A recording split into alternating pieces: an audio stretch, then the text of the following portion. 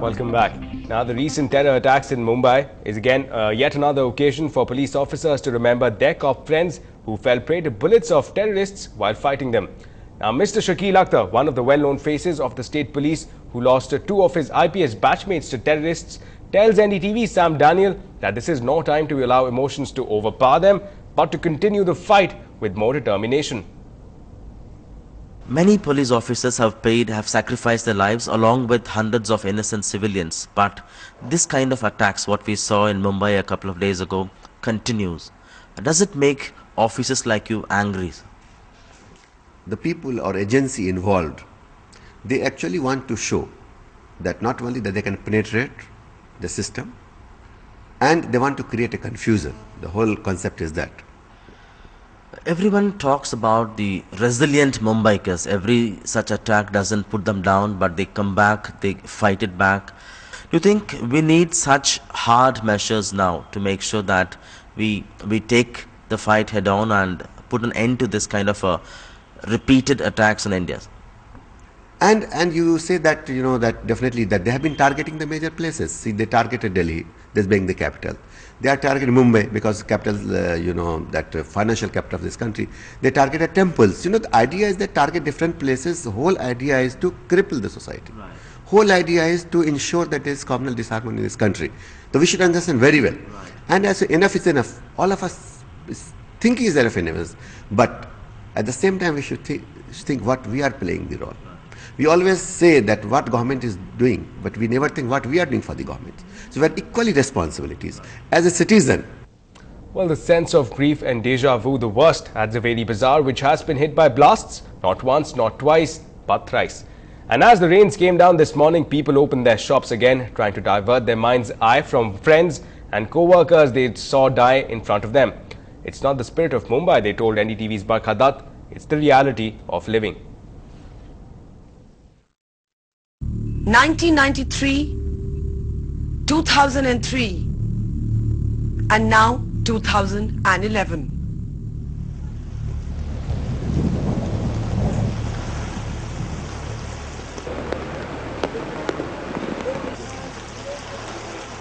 Mumbai's 150-year-old iconic jewelry bazaar has seen history repeat itself again and again and again.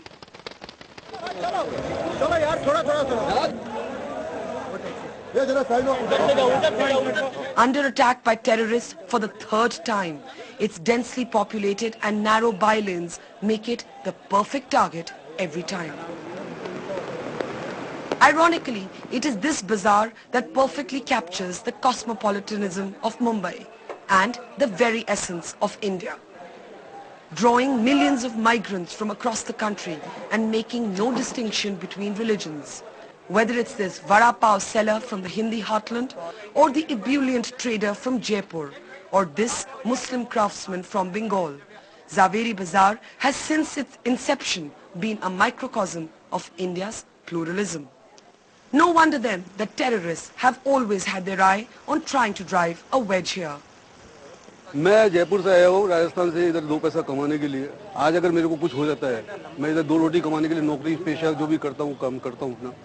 आज जो अभी किसी ने बोला कि भाई आज जो मर गया दूसरे दिन बम्बई नॉर्मल हो जाती है, नहीं नॉर्मल नहीं होती है। दिल में दहशत है इंसान के आज भी है। आज के माहौल में किसी के चेहरे पर खुशी नहीं है, जिसने वो नज़ारा देख लिया। कल मैं जिस आदमी के साथ में 4 बजे चाय पिया और 6 बजे उसका टांग यहाँ से पूरा चले गया, आधा टांग पूरा चले गया। वो आदमी की फोटो अखबार में उसको देख के दुख नहीं होगा क्या? अभी 2 घंटे पहले चाय पिया, 2 घंटे बाद क्या देखा? It's not some fabled resilience, but hard economics that drives public response here, even when people are confronted with near death. Don't confuse the two, say the angry residents of a bazaar that drives 70% of India's gold business. What choice do we have but to get back on our feet and earn a living?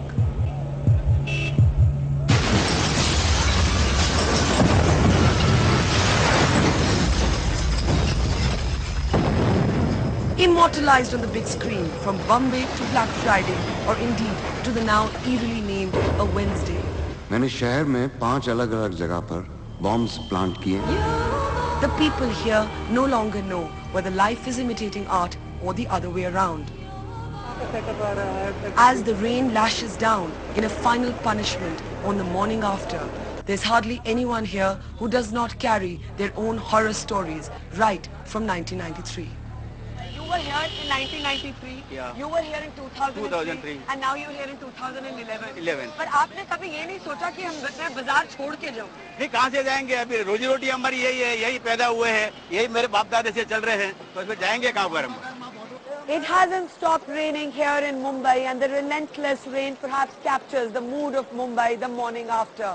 Most Mumbaikars that we've been speaking to are talking about a sickening sense of deja vu. The sense that they have been in this moment before, not just once, but many times over. Take Zaveri Bazaar, for example, the epicenter of the serial blast, the place where it's now confirmed that the bomb with the highest intensity went off.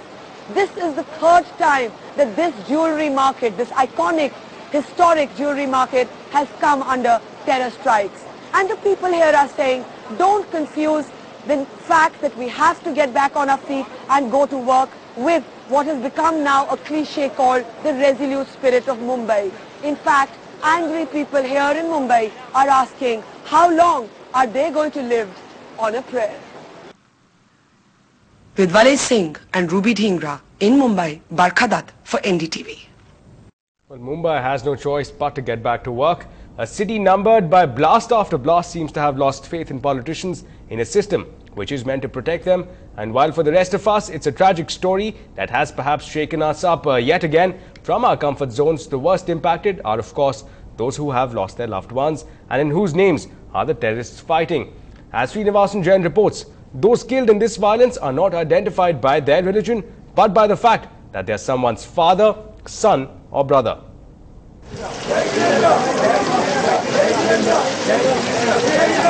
It rains as Tushar Shah makes his last journey.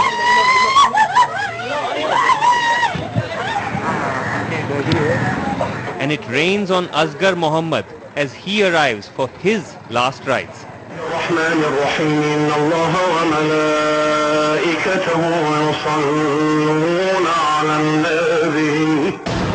Tushar, a diamond trader, died in the Opera House blast. Just minutes after he called his friend Piyush Goradia from the same street corner where they would meet often. Just across the road from Mumbai's diamond trading center. आप दोनों भी कभी-कभी वहीं बहुत बार वहीं पे मिले हुए हैं और उसका मीटिंग प्लेस ही वही है जिनको भी उनको मिलना रहता है तो सब लोग वहाँ पे ही आके मिलते हैं फोन करके वहाँ पे बुला लेता है वहीं पे वो उनका रहता है और आपकी उसी दिन कल बात भी हो रही थी उसमें जस्ट 5 मिनट पहले 6:38 को कॉल आया है मेरा मोबाइल पे उसका और अराउंड 6:45 ये हो गया. Outside Tushar's house in Girgaon, his community, Jains from Palanpur in Gujarat, take shelter from the rain. They have controlled the diamond trade for centuries, but this is a community not accustomed to grieving in public.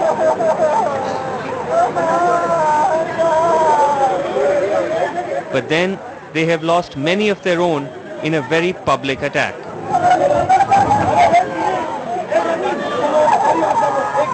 Tushar is survived by his wife and 2 children, Mansi and Divyesh.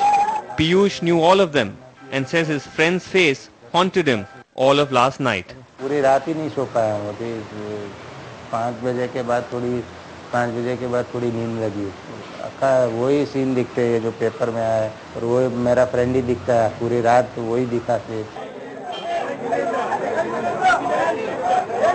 And just as he would wait for his friend outside the diamond market, Piyush now waits outside his home, watching Tushar make his last journey to the Chandanwadi crematorium.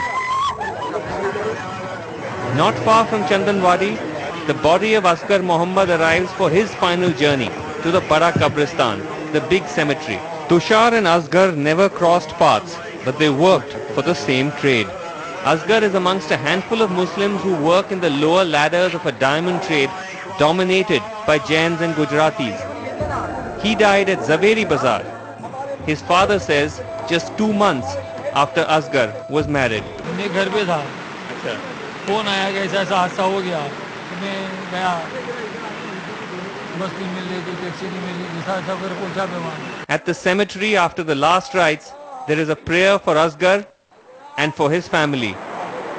His father is popular, a social worker who provides cheap medical care to those who can't afford it. Asghar, he says, was his favorite. क्या आप पे गुजर रही है, मतलब कोई हम सोच भी नहीं सकते। हमारा दिल ही जानता क्या गुजर रही है, जो मैंने खुशियाँ थी पहले, आज जो वो मातम हो गया पूरा घर। In the story of the two Jain diamond merchants cremated around the corner at Chandanwadi, and in the story of Asghar, whose final journey ended here at the Bada Kabristan, is in many ways the story of Mumbai. Separated only by religion, but united by trade, by grief, by being victims of terrorism, and by the pouring rain. In Mumbai, Srinivasan Jain for NDTV. A disturbing tale that. And up on the other side, we take a look at all the buzz from the silver screen with my senior colleague Bhama Ravi. She'll tell you which flicks to keep an eye on and which ones would perhaps make you yawn. But all of those juicy insights and sneak peeks are up on the other side of this small break.